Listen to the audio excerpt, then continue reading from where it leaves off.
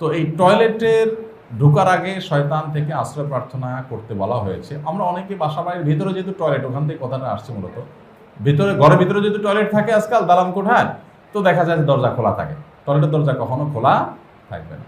আমাদের এক ভাই আছে, আমি নাম বলবো না, আপনারা অনেকে চিনবেন। উনি বলেন যে আমার বাসায় টয়লেটের সামনে আলাদা করে একটা পর্দা বা ওই যে বেতের ব্যাট এরকম কি একটা জানি আছে আলাদা, বুঝতে পারছেন, যাতে করে মানে কোনোভাবে দুষ্ট জিনের প্রভাব না পড়ে। তো আমরা তো অনেকে এগুলো খেয়ালও করি না, দোয়া ছাড়া ঢুকে যাচ্ছি, দোয়া ছাড়া চলে আসতেছি, দরজা খোলা রাখতেছি, এই জন্যগুলো সতর্ক থাকতে হবে। যাই হোক, তাহলে টয়লেটে ঢোকার আগে এই দোয়া পড়ে ঢোকা।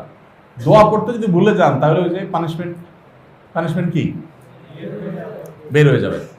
মনে হইলে টয়লেট আউটব্রেক করে ফেলছেন, তখন তার বেরোতে পারবেন না। কিন্তু যদি তার আগে মনে হয়, তখন এবার শয়তান কি মনে করাবে আমি বলি।